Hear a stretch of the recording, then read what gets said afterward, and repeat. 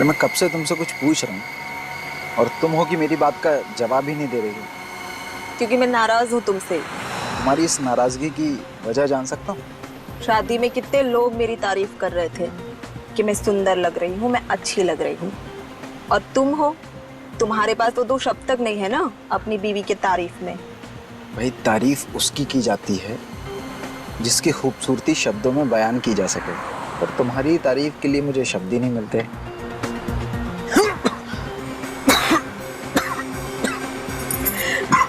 देखा वैभव, जो लोग ज्यादा झूठ बोलते हैं ना उन्हें ऐसे ही खांसी आती है। क्या क्या हुआ वैभव? तुम ठीक तो हो ना? पता नहीं कि ये क्या हो रहा है। मेरी भी अटक रही है।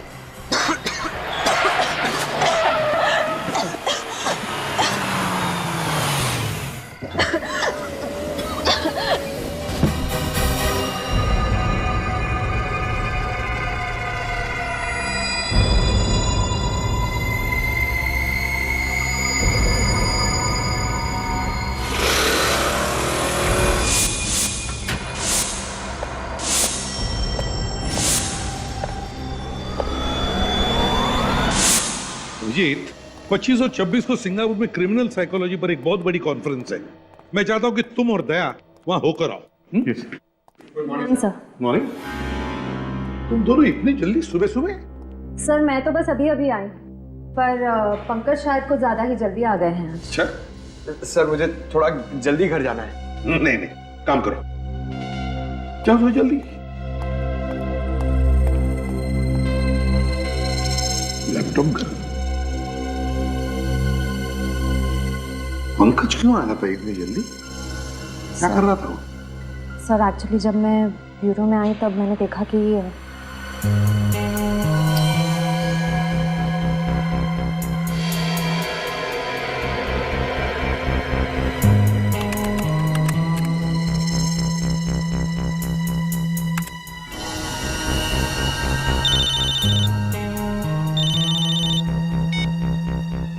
हेलो।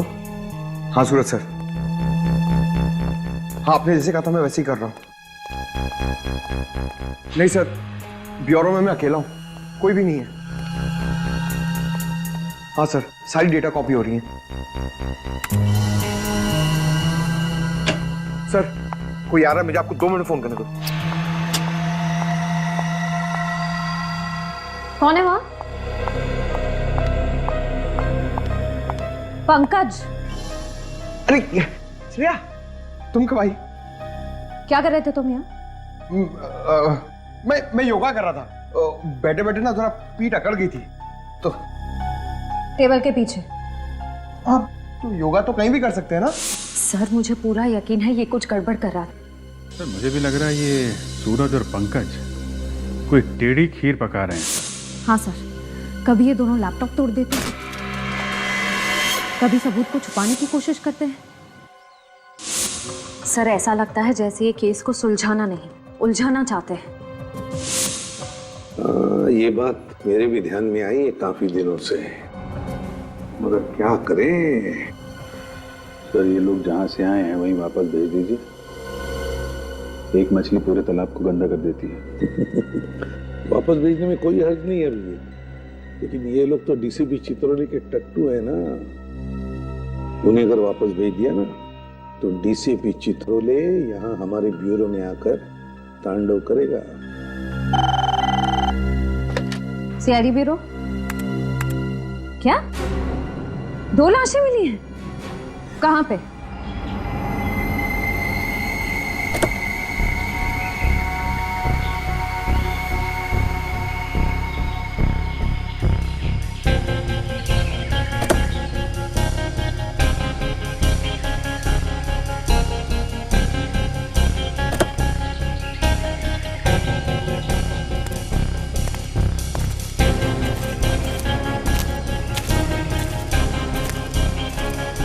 तो तुम लोग श्याम नगर का रास्ता पूछ रहे थे?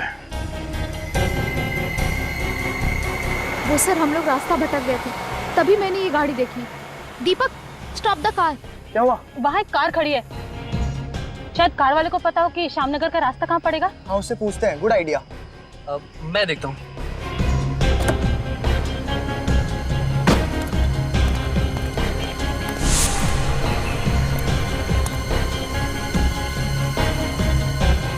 भाई साहब ये श्यामनगर का रास्ता किधर होगा?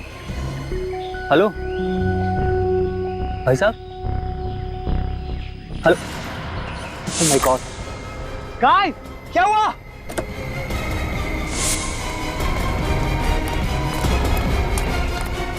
क्या हुआ?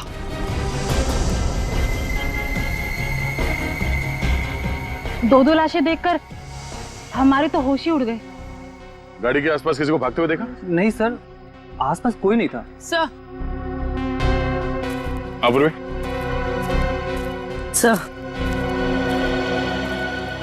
सर इसके कान पे ये जो निशान है, लगता है किसी ने ईयररिंग खींच के निकाला है। सर इसके गले पर भी एक निशान है। सर लगता है मामला लूटपाट का है। अपूर्वी, गहने वगैरह शरीर के ऊपर के हिस्से से गायब है। ये पैर में बिछुआ और पायल वैसे के वैसे ही है। मतलब खूनी गाड़ी के खिड़की से उसने इस जुर्म को अंजाम दिया है। सर इन दोनों हस्बैंड वाइफ ने कितने सपने देखे होंगे सर एक दूसरे के साथ अपने भविष्य के लिए, और किसी खूनी ने सिर्फ चोरी करने के लिए इन दोनों को मार दिया। खूनी तुम्हारी तरह भावुक नहीं होते पंकज, वो सिर्फ अपना सोचते हैं, दूसरों का नहीं। इस शरीर पे कहीं भी चोट या जख्म का कोई निशान नहीं है।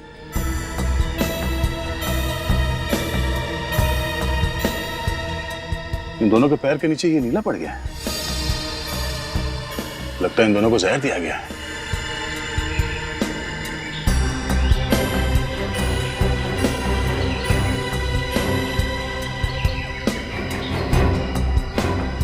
सर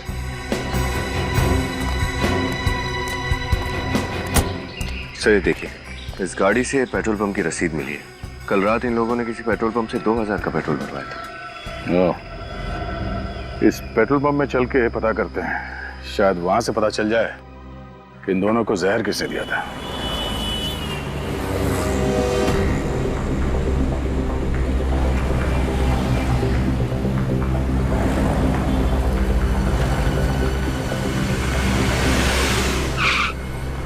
बोलो साहब, कितने का डालूं? आज सुबह ही टैंक फुल किया है। इतना जल्दी पेट्रोल खत्म हो गया? गाड़ी का एवरेज खराब है क्या? सीआईडी की गाड़ी का एवरेज बहुत अच्छा है। फिलहाल तुम इस गाड़ी के बारे में बताओ। हाँ साहब, ये पर्ची तो हमारे यहाँ की है। हाँ, इस कार में पेट्रोल कल रात यहीं पे डाला गया था। हाँ साहब, भराया तो था। पप्पू जी क्या बात है? पप्पू कौन है? साहब, ये लोग सीआईडी से किसी कार के बारे में पूछ रहे हैं। सीआईडी? क्या बात है सर, कुछ प्रॉब्लम है क्या? बहुत बड़ी प्रॉब्लम है। इस कार में जो हस्बैंड वाइफ कल जा रहे थे, उन दोनों का खून हुआ। खून? किसने किया? यही पता लगाने की कोशिश कर रहे हैं हम लोग। क्या बता सकते हैं कि इनके साथ कोई और भी था या ये दोनों ही थे सर? मैं तो नहीं मालूम सर, लेकिन हाँ गिरीश बता सकता है। कौन गिरीश? वो नाइट की शिफ्ट में काम करता है। जरा इस गिरीश को बुलाना। सॉरी सर, वो तो हॉस्पिटल में है। हॉस्पिटल में? क्यों? वो कल रात को 12 सवा 12 बजे के आसपास अचानक वो गिर गया और बेहोश हो गया। बेहोश हो गया? कैसे? पता नहीं साहब, उसे चक्कर आने लगे थे। इससे पहले कि हम लोग को समझ पाते, वो धड़ाम से नीचे गिर गया। मुझे लगा कि बेचारा 2-2 शिफ्ट में काम कर रहा था, इसलिए थकान की वजह से ऐसा हो गया हो। कौन से हॉस्पिटल में भर्ती है ये? शांति शिविर हॉस्पिटल। शांति शिविर हॉस्पिटल। सर, ये वैभव और शिखा, ये लोग एक शादी से लौट रहे थे सर, जब इन पे हमला हुआ। और सर हमला होने से पहले रात करीब 12 बजे ये लोग एक पेट्रोल पंप पर पहुंचे थे, जहां एक अटेंडेंट गिरीश ने इनकी गाड़ी में पेट्रोल डाला और इनके जाने के बाद वो बेहोश हो गया और हॉस्पिटल पहुंच गया। अभिजीत, ये पेट्रोल अटेंडेंट गिरीश का बेहोश होना और फिर उसके बाद में वैभव और शिखा, इन दोनों पर हमला होकर उनकी भी मौत होना, कहीं इन दोनों बातों में कोई कनेक्शन तो नहीं? सर, सर मैं अभी अभी हॉस्पिटल में गिरीश को मिलकर आ रही हूँ। डॉक्टर्स का कहना है कि उसकी बेहोशी की वजह थकान नहीं, कोई जहरीला केमिकल है, कोई जहरीली गैस। तो फिर अभिजीत इसका मतलब है कि ये दोनों शादीशुदा इसी जहरीले गैस के चपेट में थे और इन्हीं के जरिए इस गिरीश तक ये जहरीला गैस पहुंच गया। हाँ सर, गिरीश बच गया क्योंकि वो वक्त पर हॉस्पिटल पहुंच गया, लेकिन वैभव और शिखा की किस्मत इतनी अच्छी नहीं थी। मगर ये जहर है कौन सा ये जहर जो 2 मिनट में आदमी दम तोड़ दे? सर हाँ। सर इस जहर का नाम है फोलियम ब्यूरोक्साइटिस। हेलो तारिका जी। फोलियम ब्यूरोक्साइटिस। हाँ सर, ये जहरीला केमिकल मुझे वैभव और शिखा के फेफड़ों से मिला है। फेफड़ों में मिला है तो इसका मतलब है अभिजीत कि इन दोनों ही ये जहर किसी चीज से सूंघा है या फिर सूंघाया गया है। हाँ सर, क्योंकि बॉडीज में इंजेक्शन वगैरह का तो कोई निशान नहीं मिला है मुझे। वही तो। और पेट में खाने पीने में कोई जहर नहीं मिला? पंकज, जब डॉक्टर तारिका कह रही है कि जहर सिर्फ फेफड़ों में था, तो उल्टे सीधे सवाल पूछ कर परेशान मत करो इनको। मालूम है कितनी मेहनत लगती है सब ढूंढने में। अरे आप थक गई होंगी, मैं कुछ मंगाऊं आपके लिए? फिर कभी अभिजीत, आज थोड़ा लेट हो रहा है क्योंकि सालों के साथ पूना गए ना, तो सारी जिम्मेदारी मुझ पर ही है। सर उनके सब पूना गए हैं? ये तो बड़ी अच्छी बात है। मतलब दिन रात काम करके थक गए हैं बेचारे, पुणे गए हैं तो थोड़ा चेंज हो जाएगा।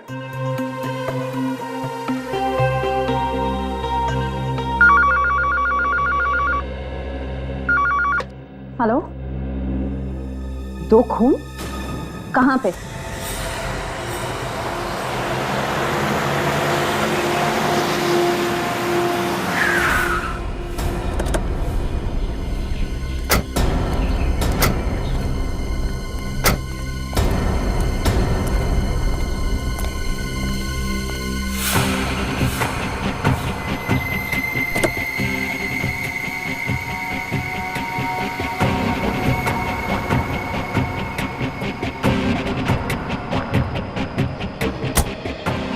कमाल है, एक ही दिन में 4 खून। मैंने भी ठीक वैसे ही मारा गया जैसे वैभव और शिखा को।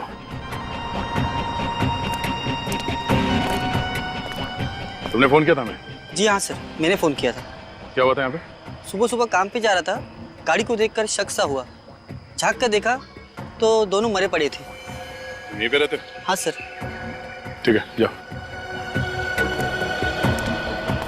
सर, इस खूनी को जल्दी से पकड़ना होगा सर, कहीं और मासूमों की जान ना चली जाए। सर खूनी उन्हीं लोगों पे हमला करता है जो लोग देर रात शादी से घर लौट रहे होते हैं, क्योंकि शादी में अक्सर लोग कीमती गहने वगैरह पहन के जाते हैं। सर, मुझे ऐसा लगता है कि ये खूनी जरूर शादी के खाने में जहर मिलाता होगा। नहीं पंकज, डॉक्टर तारिका ने बताया कि वैभव और शिखा के फेफड़ों में जहर मिला था, तो हो सकता है इन्हें भी जहर सुंघाया गया हो। या फिर सर शादी से निकलने के बाद रास्ते में ये लोग कहीं रुके हों और वहीं इन्हें जहर दे दिया गया हो सकता है। बने ये क्या? जीपीएस सिस्टम वो भी ऑन है।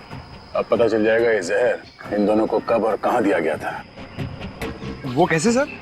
पंकज, ये जीपीएस टेक्निक लोग गाड़ी चलाते वक्त इस्तेमाल करते हैं ये जानने के लिए कि मंजिल तक पहुंचने के लिए कौन सा रास्ता सबसे अच्छा है, कहां पे कम ट्रैफिक होता है। इस जीपीएस सिस्टम से हमें ये तो पता चल ही जाएगा कि ये गाड़ी इस रास्ते पे आई कहां से और ये कहीं पे रुकी थी या नहीं। सर? हाँ सर, जीपीएस कंपनी से उस दूसरे कपल की कार का रिकॉर्ड मिल गया। चलो दिखाओ जल्दी।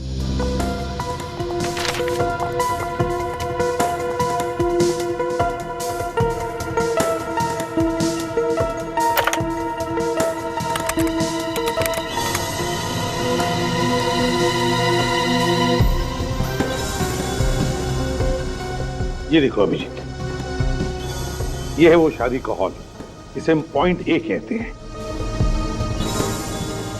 ये देखो, ये है पॉइंट बी, यहां पर इन दोनों की मौत हुई। सर पॉइंट ए से पॉइंट बी के बीच ये गाड़ी कहीं रुकी नहीं है, इसका मतलब इन दोनों को जहर शादी के हॉल में ही दिया गया है। एग्जैक्टली अभिजीत, ऐसा ही हुआ होगा। ये वैभव और शिखा ये दोनों भी तो इसी हॉल में गए थे शादी के लिए। अभिजीत, इसका एक ही मतलब हो सकता है कि वहां पर कोई तो है कोई तो है वहां प्रज्ञा बैंक्वेट्स में जिसने इन लोगों को ये जहर सुंघाया है किसी तरह से।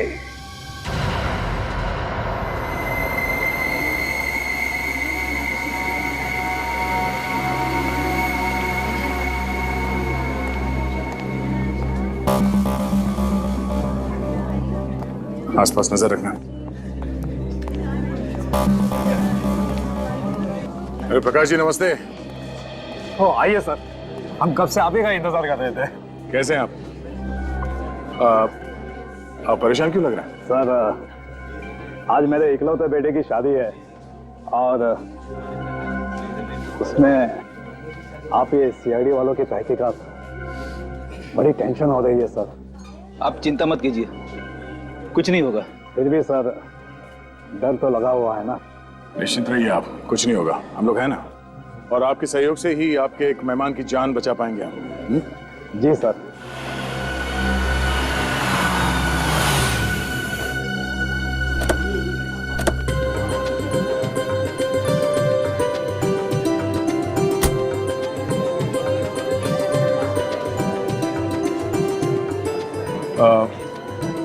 हम लोग दूल्हा दुल्हन से मिल लेते हैं। नमस्ते।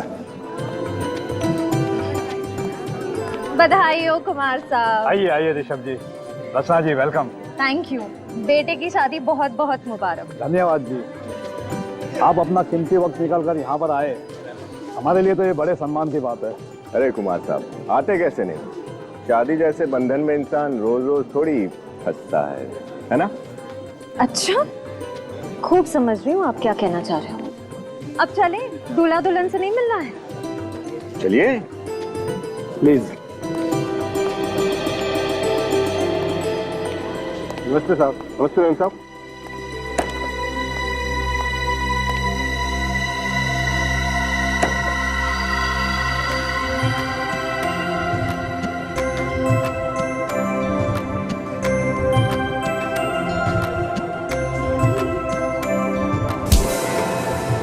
भाई साहब जरा देख कर चलिए।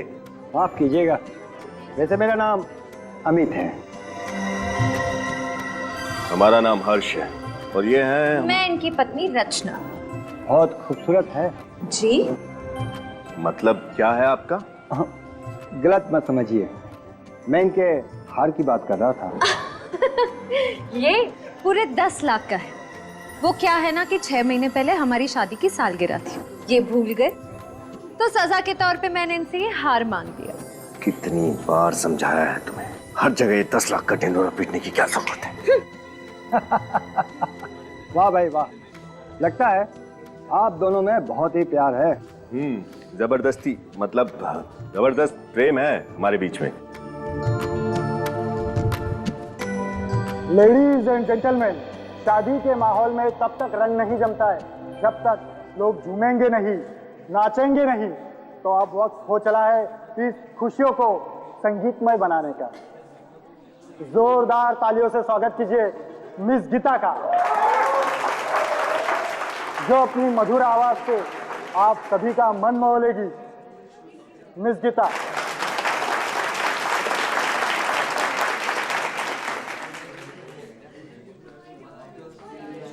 ये लीजिए।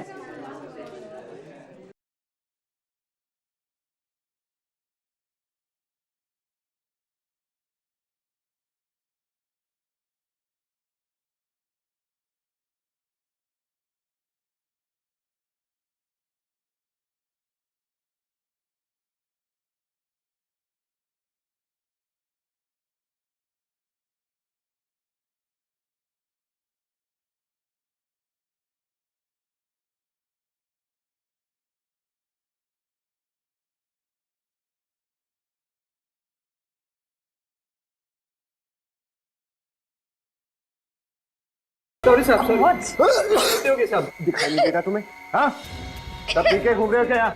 इसे देखो हमसे आगे टकरा रहा है यहाँ। अरे वो जहरीला केमिकल इन फूलों में तो नहीं है? ये सब गलती होगी सब। क्या किया ये? साहब मैंने जानबूझ के नहीं किया साहब। गलती हुई है, जानबूझ के किया, पता चल जाएगा। इन जहरीले फूलों से लोगों की जान लेता तू, हाँ? और फिर उन्हें लूटता है। साहब आप कैसी बात कर रहे हैं साहब? मैं वेटर हूँ सर, मैं खूनी नहीं हूँ साहब। चुप। रेडी, इसे ब्यूरो लेके जाओ, अच्छी तरह से खातिरदारी करो इसकी। विनीत, चलो हॉस्पिटल चलते हैं। चल, तेरा खेल खत्म। चल। साहब मेरी बात का यकीन करो, मैंने कुछ भी नहीं किया साहब। चल। ये सब क्या था कुमार जी? कुछ नहीं, अब सब ठीक हो जाएगा।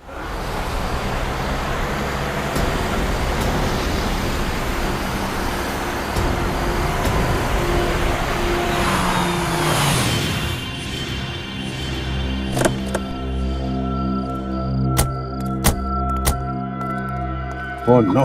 रेडी? ए, उठ। सर, सर, निखिल, तुम दोनों को जल्दी हॉस्पिटल ले जाना पड़ेगा। निकालो उन्हें। सर। डॉक्टर साहब, आप कैसी तबीयत है फ्रेडी और उस वेटर राजू की? इन्होंने शायद कोई जहरीली गैस सूंघ ली थी, जिसकी वजह से वो बेहोश हो गए, लेकिन अभी वो खतरे से बाहर है। हम फ्रेडी से मिल सकते हैं? देखिए, फिलहाल वो होश में नहीं है। मैंने उन दोनों को नींद का इंजेक्शन दिया है, दोपहर तक होश आ जाएगा। ठीक है डॉक्टर, थैंक यू।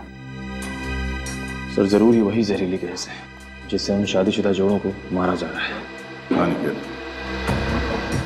और डॉक्टर तारिका ने तो कहा कि जो फूल श्रेया और विनीत पे गिरा था उसमें कोई जहरीला केमिकल नहीं था। इसका मतलब है वो जहरीला केमिकल उस गाड़ी में ही था। लेकिन सर, उस गाड़ी की चाबी हमने किसी भी बैंक्वेट के स्टाफ मेंबर को नहीं दी थी, तो फिर? अब इन सारे सवालों का जवाब उस गाड़ी से ही मिलेगा।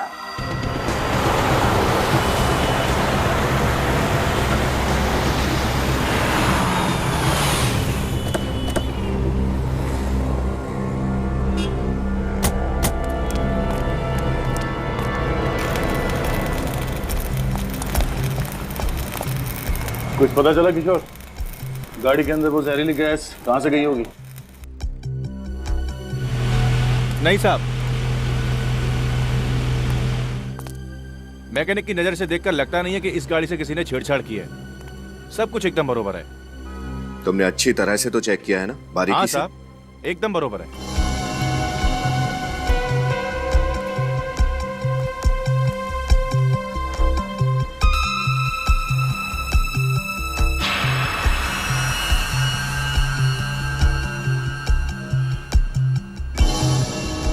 सफेद क्या है किशोर? कुछ लगा है क्या?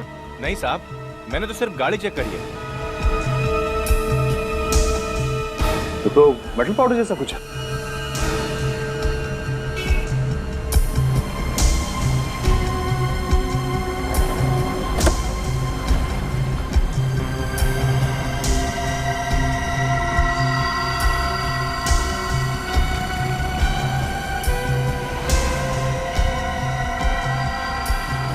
ओह, तो ये चक्कर है।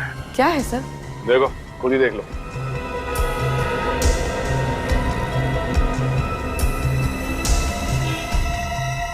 सर, इतना बारीक छेद तो मैग्नीफाइंग ग्लास से ही दिख सकता है। पहले यहाँ दरवाजे पे किसी ने ड्रिल मशीन से छेद किया और फिर उस छेद के जरिए अंदर वो जहरीली गैस डाल दी गई। लेकिन सर, ये ड्रिल मशीन तो बिजली से ही चलती है ना? अगर उसने ड्रिल मशीन का कनेक्शन किसी और वायर के थ्रू कहीं किया होगा तो किसी ने तो उसे देख ही लिया होगा। ये भी तो हो सकता है कि ड्रिल मशीन बिजली से नहीं बल्कि बैटरी से चलती है। सब कुछ पोर्टेबल है। हेलो, हाँ बोलिए। क्या? निशान? अच्छा, ठीक है, उसकी फोटो, एड्रेस, सेल नंबर और सारी डिटेल्स मुझे भेज दो। Okay, thank you. क्या हुआ सर? प्रज्ञा बैंक्वेट हॉल का दरबान निशान वो गायब है। ना वो काम पे आ रहा है, ना ही फोन कॉल उठा रहा है। सर, ये सब किया धरा उस निशान पे तो नहीं है? अब ये तो उस दुकान से ही पता चलेगा जहाँ पे ये खास बैटरी वाली ड्रिल मशीन मिलती है। पता करो कहाँ कहाँ ऐसी ड्रिल मशीनें मिलती हैं। निखिल, लगता है ये वही डिस्ट्रीब्यूटर है जो वो ड्रिल मशीन बेचता है। चलो सुनिए, हम लोग सीआईडी से हैं, आपसे कुछ पूछताछ करना चाहते हैं। बैटरी से चलने वाली शक्तिशाली ड्रिल मशीन्स पूरे शहर में सिर्फ आप ही की दुकान पे मिलती है ना? जी, होलसेल की बस मेरी ही दुकान है उन ड्रिल मशीन्स की, और कहीं नहीं मिलेगी आपको। तो जिन दुकानों को आप ये मशीन्स बेचते हैं, 1-2 पीसेस तो बेचते नहीं होंगे, कम से कम 15-20 पीसेस बेचते होंगे। जी बिल्कुल। तो पिछले कुछ दिनों में आपने इस तरह बैटरी से चलने वाली ड्रिल मशीन अगर बेची है तो किसको बेची, याद है कुछ आपको? सर मैंने तो नहीं बेची, लेकिन मेरी दुकान पे एक छोटू नाम का लड़का काम करता था। उसे एक ग्राहक ने 500 रुपए ज्यादा का लालच दिया, उसे उस मूर्ख ने बेच दी। छोटू, बुलाओ उसे। जी मैंने उसे निकाल दिया। काम से निकाल दिया? तो क्या आप उस ग्राहक को पहचानते हैं? जी बिल्कुल, वो पहले मेरे पास आया था। जब मैंने उसे मना कर दिया तब शाम को दोबारा आया। जब मैं दुकान पे नहीं था तब छोटू ने उसे दे दी। ये यही था वो?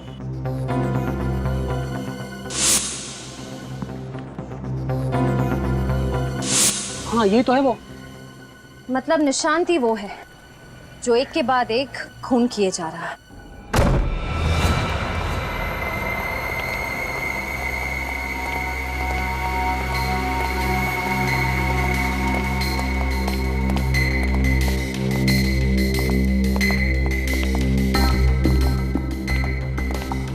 लगता है अपने परिवार के साथ 9 तो 11 हो गया। तलाशी लो घर की अच्छी तरह से।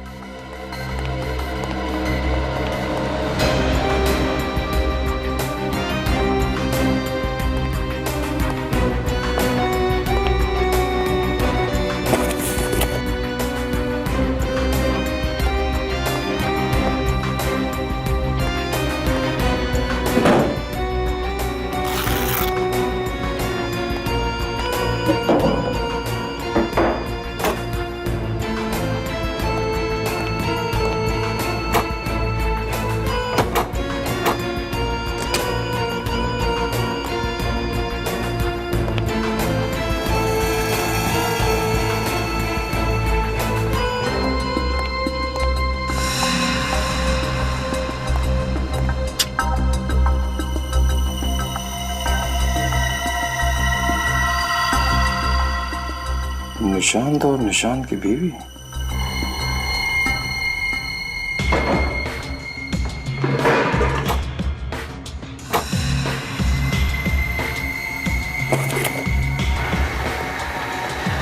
तो ये है वो पोर्टेबल ड्रिल मशीन जिसे उस कार के दरवाजे पे छेद किया गया। सर। हाँ विनीत। सर ये देखिए, नई वॉशिंग मशीन, नया टीवी और सारा नया नया सामान खरीदा है इस निशांत ने। सर एक दरबान अचानक इतनी कीमती चीजें तभी खरीद सकता है जब उसकी कोई बड़ी लॉटरी लगी हो, या फिर वो गलत कामों में उलझा हुआ है। सर ये इयररिंग अंदर पड़ा हुआ मिला था, शायद शिखा का ही होगा।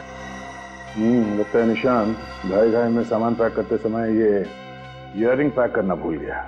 हाँ सर, मुझे लगता है शादी के हॉल में हमें देखकर उसकी हालत पतली हो गई, अपना सारा नया सामान छोड़कर यहाँ से रफू चक्कर हो गया हो। और उड़ के कबूतर कहाँ तक उड़ेगा। एक काम करो, मोबाइल कंपनी से पता करो कि ये कबूतर इस वक्त कहाँ है।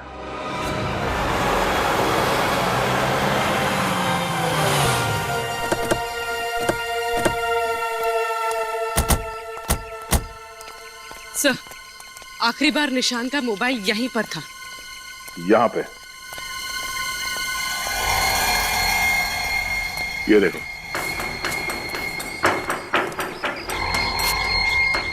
मोबाइल तोड़ दिया गया है। इसमें तो सिम कार्ड भी नहीं है।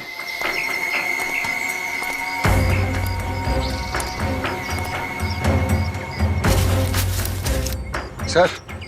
हाँ देखिए सर, फावड़ा पड़ा हुआ है, मिट्टी भी लगी हुई इस पर ताजी। एक काम करो, आसपास देखो कहीं खुदाई का काम हुआ है क्या।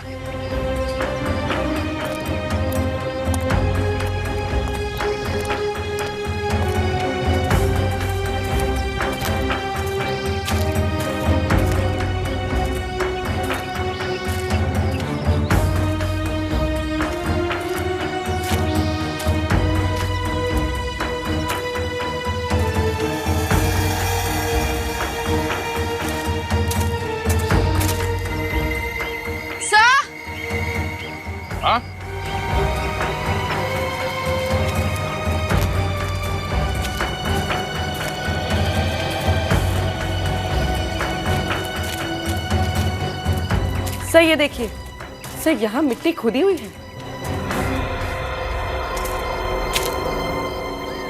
खोदो यहाँ।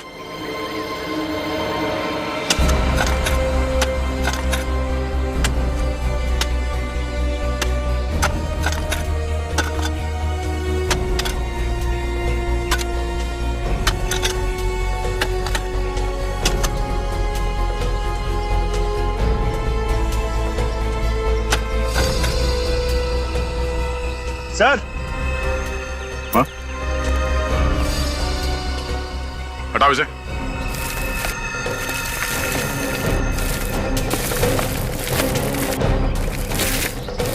एक मिनट, लाश है, बाहर निकालो उसे।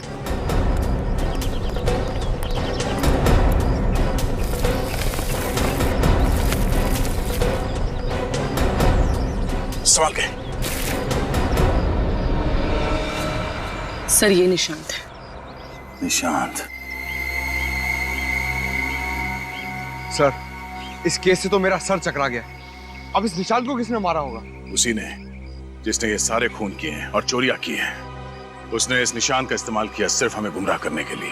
हाँ, तारिका क्या पता चला इनके बारे में? सर मुझे 2 बातें पता चली है जो आप लोगों को खूनी के काफी करीब ले जा सकती है। अच्छा, वो क्या? तो ये देखिए, इसके गले पे ये खरोचों के निशान जो शायद खूनी के साथ हाथापाई की वजह से हो गए हो। सर, उस जंगल में जहाँ पे हमें निशांत की बॉडी मिली थी, वहां पे हमें निशांत का टूटा हुआ मोबाइल भी मिला था। कहीं इस हाथापाई की वजह से तो वो नहीं टूटा? हो सकता है, मगर ये खरोचों हमें खूनी तक कैसे पहुंचाएंगी? क्योंकि सर इन खरोचों से ये पता चल रहा है कि खूनी कोई लड़का नहीं बल्कि एक लड़की है। लड़की है? वो कैसे?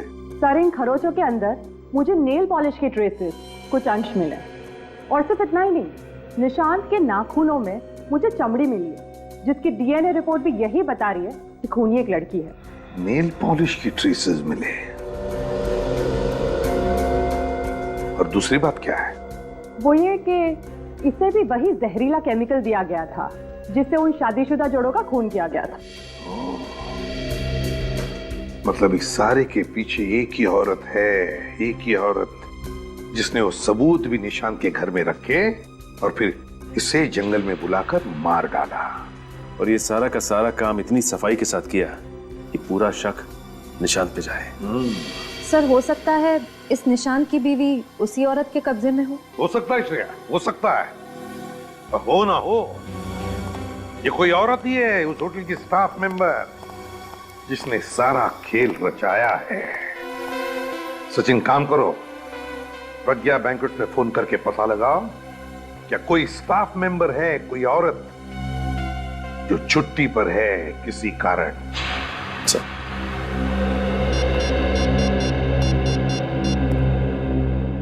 हेलो, हाँ मैनेजर साहब जी। अच्छा ये बताइए कि आपके फीमेल स्टाफ की कोई मेंबर कल से छुट्टी पे है क्या? जी। क्या? ओके, आपकी मदद के लिए बहुत बहुत शुक्रिया जी, थैंक यू सर। मैनेजर के हिसाब से एक लड़की है जो कल अचानक छुट्टी पे निकल गई। मतलब कोई तो औरत है होटल की स्टाफ जो छुट्टी पर है।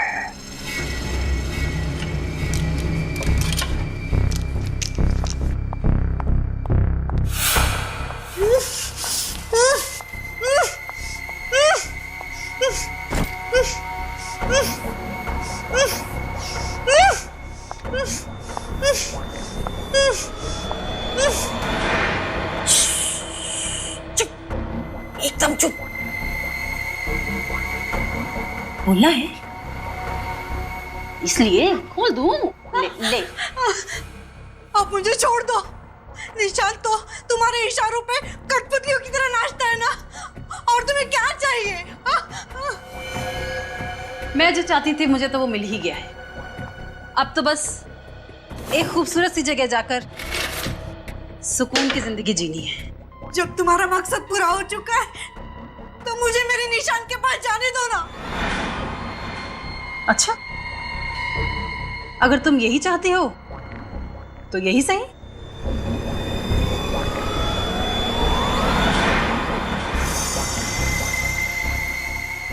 ये क्या कर रहे हो? ये क्या कर रही हो तुम? जो तू चाहती है, निशांत के पास जाना है ना तुझे? निशांत? कहाँ गया मेरा निशांत? क्या किया तुमने निशांत के साथ? मार डाला मैंने उसे। नहीं, नहीं, ऐसे नहीं हो सकता, ऐसा नहीं हो सकता, ये सच नहीं है ना? हाँ, नहीं, नहीं, नहीं, मत करो ऐसे, नहीं, मत करो ऐसे, मत करो ऐसे, मत करो तुम, नहीं,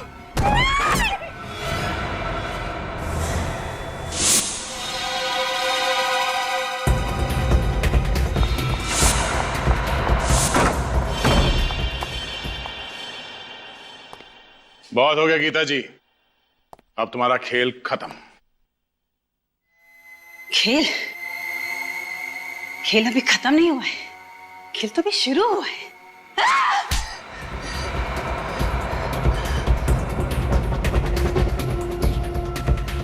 बहुत शौक चढ़ा है ना खेल खेलने का?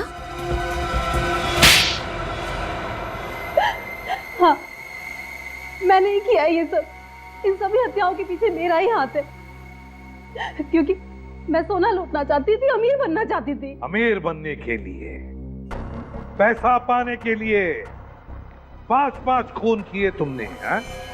क्या यही एक रास्ता था तुम्हारे पास अमीर बनने का? ऐसा नहीं है सर कि मैंने शराफत का रास्ता नहीं अपनाया, पर मुझे मिला क्या शराफत और मेहनत के बदले? क्यों? ऐसा क्या हुआ तुम्हारे साथ? एक अमीर इंसान के यहाँ मैं काम करती थी। एक दिन उसके यहाँ सोने की चोरी हुई और उसने सारा इल्जाम मुझ पर डाल दिया। वो तो सबूत ना होने की वजह से मैं बच गई, वरना मैं भी जेल में होती इस वक्त। और इसलिए तुमने वो बैंक्वेट हॉल ज्वाइन कर लिया, वहां गाना गाने लगी, ताकि तुम अमीर लोगों पर नजर रख सको और फिर उन्हें अपना शिकार बना सको। हाँ सर, मैं उनमें से अपना शिकार चुनती और निशान को खबर कर देती।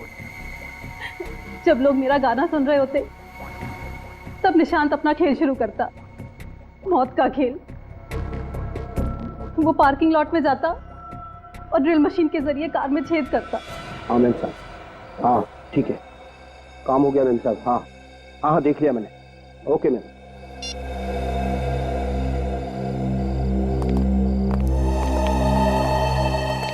जरा ध्यान रखना, मैं आता हूँ।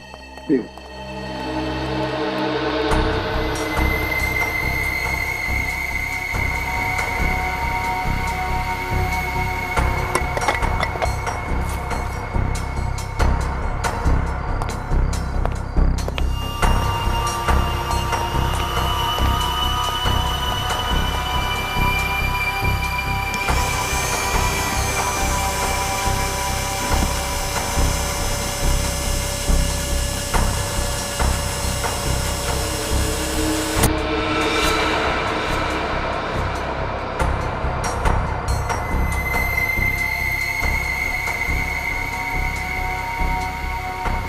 जैसे ही हमारी चुनी हुई कार शादी से निकलती, मैं और निशांत उसका पीछा करने लगते।